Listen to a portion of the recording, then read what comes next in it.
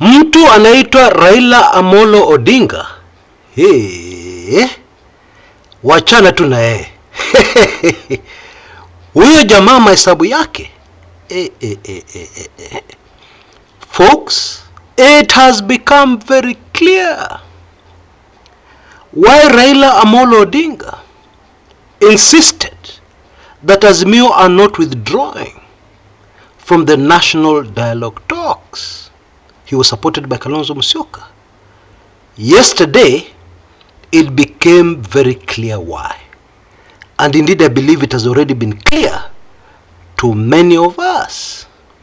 The issue here is not whether the government administration of William Ruto will cede ground and pay attention to the demands, not of Azimio, but of a vast majority of Kenyans. That was not the idea.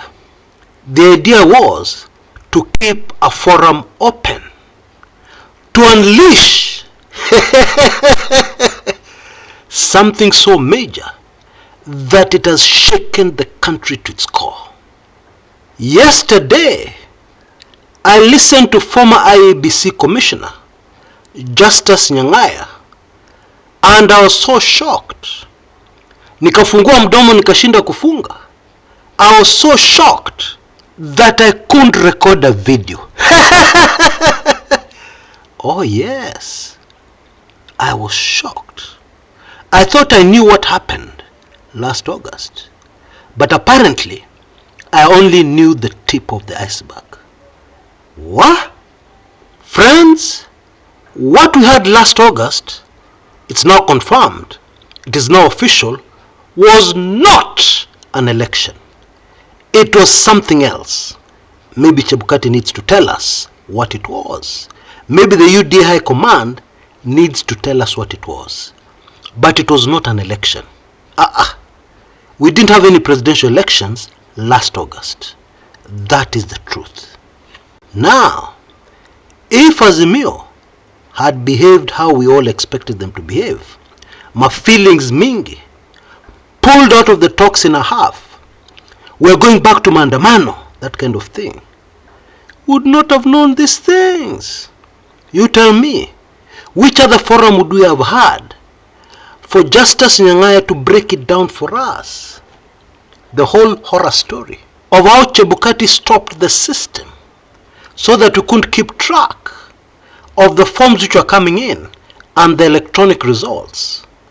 Indeed, the 2022 presidential elections were very similar to what we had in 2007. Because in 2007, Mwai Kibaki handlers switched off the TV stations, switched off the results which were being beamed in into our homes on TV, switched off everything. Then the next thing that happened, I know many of us here were not aware, were not around at the time, were too young, etc., etc. What happened next was that security forces surrounded morgues. Oh yes, that's what happened. And then the results were announced at night. And we were told that Mwai Kibaki had won by about 200,000 votes. Raila had lost. Folks, there are way too many similarities between the 2007 stolen presidential election and the 2022 stolen presidential election. But in my view, there is one very important difference. In 2007, in real terms, the margin between Mwai Kibaki and Raila Odinga was not that much. By my estimates at the time, the difference was about slightly over 1 million votes. In other words, Raila Odinga beat Mwai Kibaki in 2007 by 1.2 million votes. In 2022, the difference, my friends, was more than 3 million votes. I'm talking about genuine votes, not votes which have already been subjected to an algorithm in the computer. Snatching votes from here, taking them there, that kind of thing. And where Raila Odinga was still leading even after that. So the margin in 2022 was huge. Raila Odinga won by a landslide. You know, it is so sad. Why do we have presidential elections anyway? Why do we waste so much money, taxpayers' valuable resources, in very sophisticated equipment to ensure that nobody will rig the election? And then we go and we do what Chebukati did last August. Why? It's a waste. Let's do away with the elections. Let those who want to decide who our leaders are, let them just decide early. Maybe we should negotiate with them and tell them, no, please, not that one. This one is better. We just negotiate with them instead of wasting our time going to an election. What for? For this nonsense? For this playing around with the votes? Aye. Oh boy. Let us just do away with the elections, because it is too painful. After these games that people play, pap, pap, pap, you're duly elected. You have people like Mwai Kibaki saying, I won. I'm the duly elected president. You have people like former President Uhuru Kenyatta saying, I won. I beat you. You have the constant regime saying, and they lost by over 4 million votes, I won. It is so annoying. It is heartbreaking. There's no need. Scrap the elections. Just scrap them. Get rid of them. Then put whoever you want to put for us. Okay? And let's just forget that nonsense of elections. What? This is heartbreaking. I'm sorry I got carried away. Yeah, but it is too much. This is too much. Now, the people who were handed out of office, the Cherera Four, the people who allegedly wanted to frustrate the will of the people. Actually, it is the very opposite. These are our real heroes of the 2022 presidential elections. Justus Nyang'aya, Francis Wanderi, Juliana Cherera, Irene Masit. These are the real heroes of the motherland Kenya. The real heroes and heroines. I take off my hat for them, because they have gone through so much. I guarantee you, it would not have been very difficult for Irene Masit to see one of those other commissioners, you know, the ones I'm talking about, to see them kando and tell them, look, I'll help you guys, uhakikishe kitu yangu iko, uhakikishe nimekatiwa yangu. Sawa. It would not have been difficult. And now Irene Masit would be having a lot of money. She'd be enjoying her money with her family. Her ill-gotten wealth, she would be enjoying it right now. But these true heroes and heroines of Kenya decided, no, money is not everything. We were put here on behalf of the people of Kenya. We will not let them down. And because they took that decision, it has had dire consequences on their lives and the lives of their families. As we talk, Irene Masit and Juliana Cherera have fled the country. They are giving their testimony to the National Dialogue Committee from outside Kenya. They're in exile. Okay? And for what? Did they steal somebody's money? No. Were they involved in corruption? No. Then why are they in exile? They're in exile for standing for the truth. You see, as I've said on this channel many times, it is good to do something that stands the test of time. It is good to do the right thing, but sometimes you will need to pay a very high price for doing the right thing. But I urge you, still do the right thing, whatever the consequences. Many decades from today, a descendant of Irene Masit, Justus Nyang'aya, Juliana Cherera, will appear somewhere, and a Kenyan will recognize them. And they will recognize them with respect because of their ancestors. And then the other people, like that other Kafelo in the same IBC, 5-10 years from today, somebody will recognize their descendants. Wewe ndio ulikuwa mtoto ule jamaa. Ulikuwa unataka nini? Hapana. Not interested. You see, sons carry the sins of their fathers. That is the truth. So if you decide to do the wrong thing, remember it is not you who's going to suffer. You have a short time left. You'll enjoy. But your poor children, your poor grandchildren, your poor great-grandchildren, and they even may change their names, irrespective of their tribes, to something like Nekesa Masit or Muhammad Nyangaya.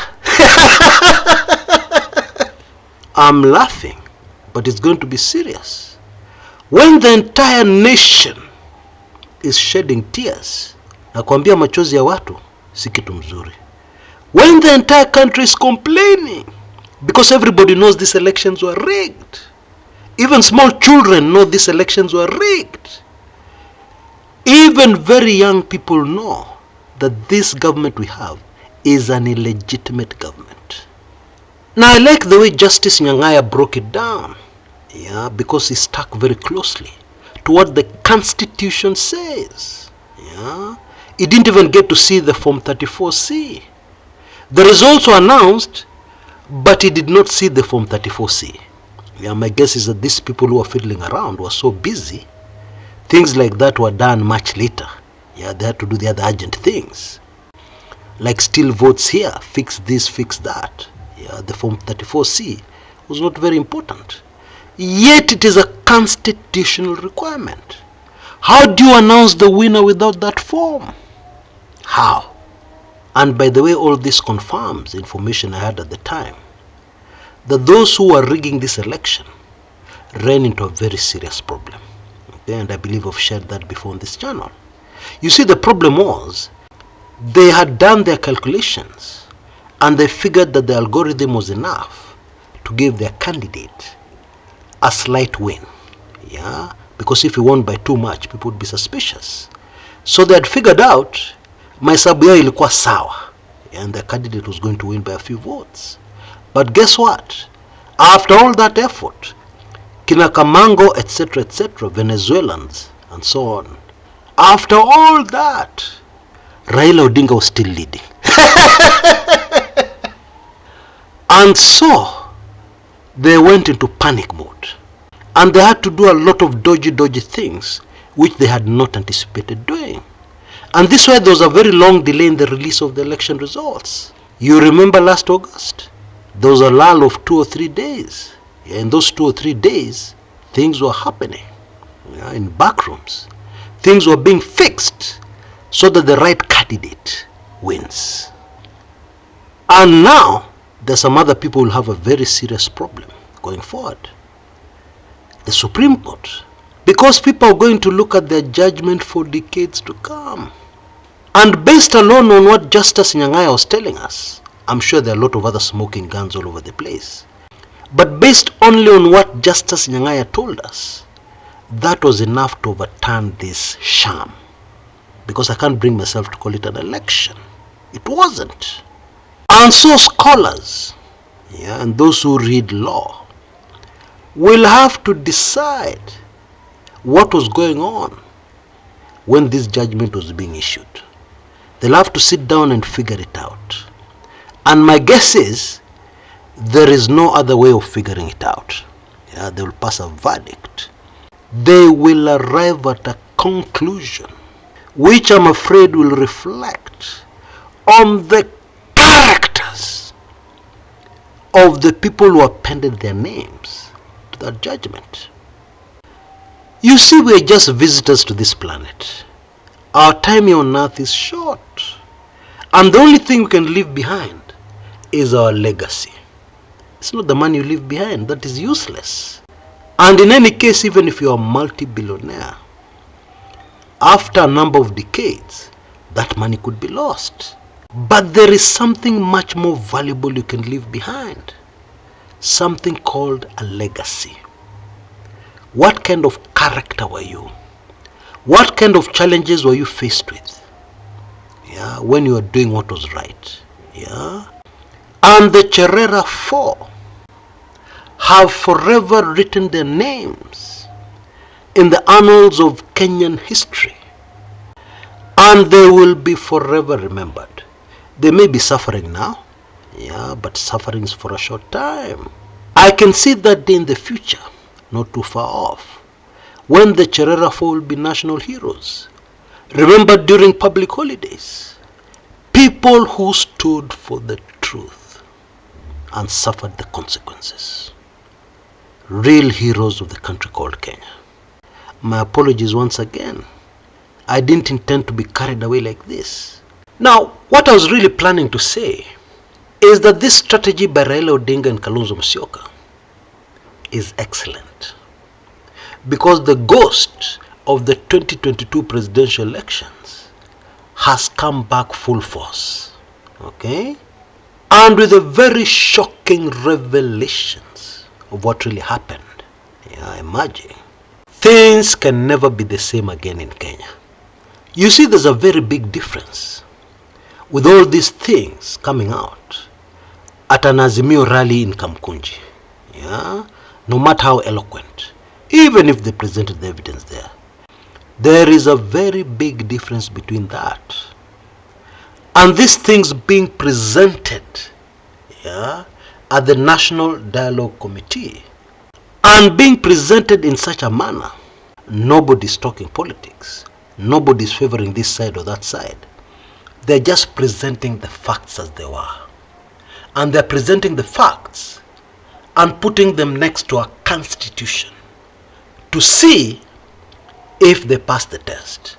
And of course, we all know the things which Wafula Chebukati did last August don't pass any test of our constitution. They don't even come near. It is more obvious than ever what Chebukati was doing and what his objective was and what he wanted to achieve for a certain candidate during those elections. It is now so obvious, and it is out there for the world to see, those who want to know the truth. This devastating move by Azimio at the National Dialogue talks is definitely going to have some consequences. Yeah, of course UDA will deny it. Of course people like Chebukati will come forward and say, I can't come to the committee because of blah blah blah, yada yada. Yeah. By the way, read Chebukati's statement carefully and then tell me who talks like that. No, just read it for yourself and tell me. Because the way Chebukati put it in his statement is exactly the way another Kenyan, whom we all know very well, would put it. This is how he talks. This is how the man talks. This was not Chebukati talking. This was that other man talking. And of course you know I'm referring to the man who says he won. That man. You know, in my opinion, all Kenyans should be very proud of what happened yesterday, no matter what side of the political divide you belong. And here's why. Over the last few weeks, I have been ashamed as a Kenyan by what my deputy president is doing outside there. How he's interacting with other countries. Even one of our CSs, the American government has said, we don't want to see that guy in our meetings. Can you imagine that? Yeah. And therefore, a foreigner may think that the people in Kenya don't have brains. And so what happened yesterday was a pleasant change. Anybody listening in would understand, kumbe Kenya kuna watu wanatumia akili. Kumbe Kenya, they are genuine people who have gone to school. And it shows in the way they are talking, in the points they are presenting. We should all be very proud. They did our country proud yesterday at Bomas, and that's the truth. And so, what are the consequences of what happened yesterday at Bomas? I can hear somebody asking. I will tell you. It is very bad news for a government struggling to get legitimacy. working very hard to get legitimacy. Okay? What happened yesterday at Bomas completely destroyed any progress they'd have made since last August towards legitimacy. Now everybody's talking about how they did not win. And the saddest thing of all, nobody can come forward and prove that they won. Because if they really won, it would have been very easy. A man like Chebukati would have appeared bravely in front of the committee and shown them the figures, and told Kenyans, you people stop talking nonsense. These are the results. This is what happened, blah, blah, blah. This is the right winner. But he can't dare do that. Because the results he presented are fake. They must be. Otherwise, what is so difficult about proving them? If they really won, they would have opened the server very quickly and shown Kenyans, these are the real results of the election. These are the real winners. What is so hard with that? But because they didn't win, they have now been pushed to a corner by some very clever maneuvering, in my opinion, by Azimio. And now they're in a situation which is very difficult politically. Because somebody can go around the country addressing people, if he can still find Kenyans who will listen to him. Because the ground is very hostile right now. Even Azimio cannot go out there and talk nonsense. Kenyans are fed up. So somebody can go around the country and talk to anybody who will listen to him. Or even pay people to listen to him. But that does not change legitimacy issues. It is just like an illegitimate child in a family. They can be very rich. They can be the ones who have a car, etc., etc. But that will never take away the legitimacy in that family. Huyu mtoto si wa hii familia. Huyu si wa hapa. That can never be taken away.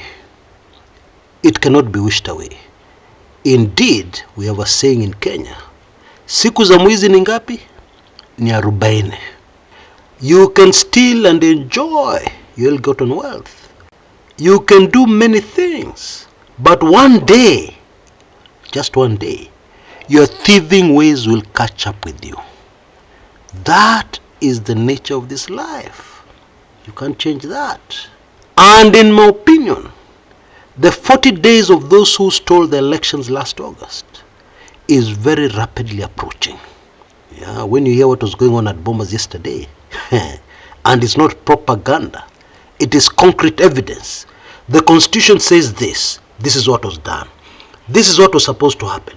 The country invested so much money in order to ensure that these election results are verifiable. It did not happen, etc., etc. Now my latest book is super fascinating, because it also presents facts. And the details I present in my latest book, you will not find them anywhere else. I did my research. It is information which is not in the public domain. And it paints the picture, the perfect picture in my opinion, that will make you understand very well why what happened, and even more important, what we should expect going forward. And although the end of the illegitimate government, which was never elected by anybody, is very close, we should still expect a lot of drama before that happens. And if you take in my latest book, you will understand, you'll even be able to predict exactly and precisely what kind of drama we should expect. Now, many of you have already responded. Thank you very much. I'm so grateful. But I still don't have that number. I cannot come here and lie to you that I have it. I don't. So you have this opportunity to still get this audiobook at only $19.92 Kenya shillings, or $19.92. So please rush.